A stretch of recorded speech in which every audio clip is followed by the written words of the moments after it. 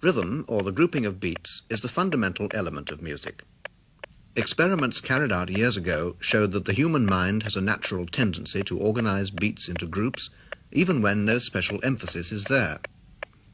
The second element is variation in pitch, possibly a reflection of pitch variation in human speech. The third element is timbre, or color, provided by different instruments.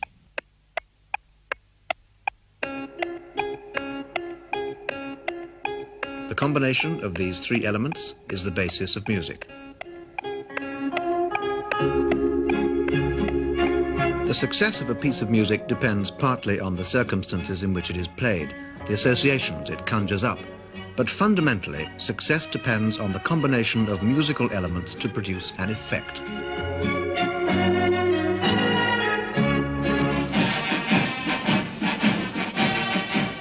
Military music, designed specifically to arouse, succeeds partly by its traditional association with power. It carries the image of stern soldiers in gleaming uniforms ready to face death. It also succeeds because there's an element in the music itself which has an arousing effect. One scientist believes the music draws the listener physically into a state of excitement by linking him up with its rhythm. There's a military march, a nice stirring tune that makes virtually all of us want to go running to listen to it at the march with the soldiers.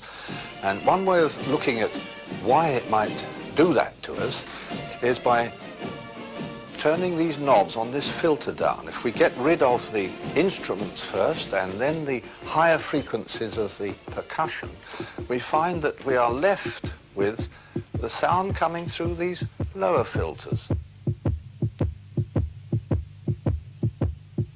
And you can hear they sound very much like the heartbeat, the heart rate of a person who's rather excited. And that, I think, is why the military march makes us excited. Now, to explain this rather better, we really should take that tempo down to a normal heartbeat, which I can do with this device here. It is possible to reduce that high speed to a lower speed, like this. See it going down, down, down.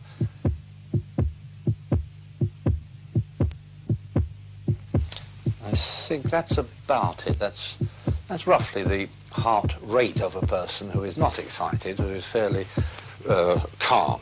Now, suppose we change the rhythm and then bring in this tape here, and with the filter, bring back what we took out from the march. Bring back the high frequencies of the percussion.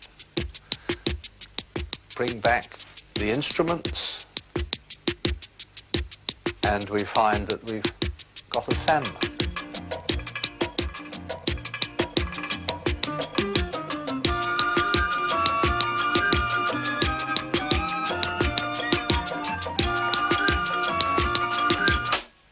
Well, that's a samba, and at its base, I think, the beat of the heart, giving the fundamental rhythm to it. And I believe this is the case with a good deal of popular music, that the heartbeat is there with a lot of popular music. Although, of course, rhythm is present in all forms of music, in more complicated ones as well. I think we can get to grips with why the heartbeat is so important. If I make some diagrams, take a nerve cell in the newborn brain. We put a B there for just born. And let's suppose there's another one next to it like that. That's the way they look. About 3 months later, those same nerve cells will look rather like this. And you see, things have grown out of them which are connecting them. Now, these processes, these things which grow out to connect one nerve cell to another so that information can pass from one nerve cell to another, only grow if that nerve cell has been stimulated and that nerve cell has been stimulated. Otherwise, they remain in this condition, and this has been done experimentally.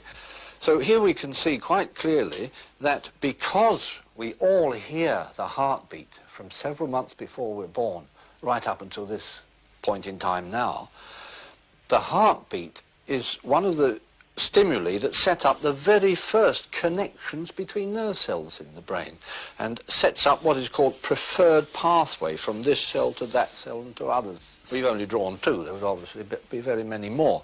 But that is why I think the heartbeat plays such a very basic role in our hearing mechanisms as to what we like.